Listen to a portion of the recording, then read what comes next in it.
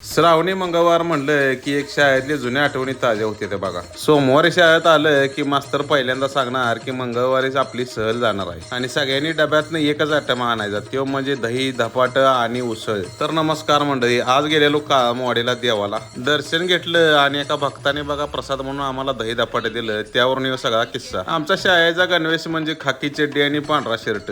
त्यात महत्वाचं म्हणजे चड्डी 3 ठिकाणी शिवलेली आणि शर्टाला काही खिसा नव्हताच. जेवढी आवड मोबाईलचं कव्हर घेण्यात आहे का नाही, त्याच्यापेक्षा दुपटीनं आवड बघा त्या काळात खताच्या ठिक्यांच्या पिशव्या शिवण्यात होती. आणि ह्याच सभा मंडपात तसल्या गणवेशावर बघा पोरं चालत ह्या सहलीला येत होती. आता नेरले गाव ते काळमवाडी 3.5-4 किलोमीटरचं अंतर. एवढ्या लांब याचं म्हणजे गुडघं पोरांचं गळ्यात. सगळ्यांनी डबा अंड्याला मिक्स करायचं आणि जो ताव उठायचा की काही विचारूच नका बघा. अर्ध्या तासात सगळ्या जेवणाचा बुकना. अजूनही देवाला गेलं की आम्हाला तो क्षण आठवतो. असो गेले ते दिवस, राहिल्या त्या आठवणी. देवदर्शन वगैरे घेतलं आणि ह्यानी काय वडापाव खाल्ला नाही. मला म्हणल्या कुणाला सांगू नको काका. बर कसं आहे माहितीये का, पाण्यात गेलेली म्हस आणि माहेरला गेलेली बायको हातात टिकारनं घेतल्याशिवाय बाहेर निघतच नाही त्या.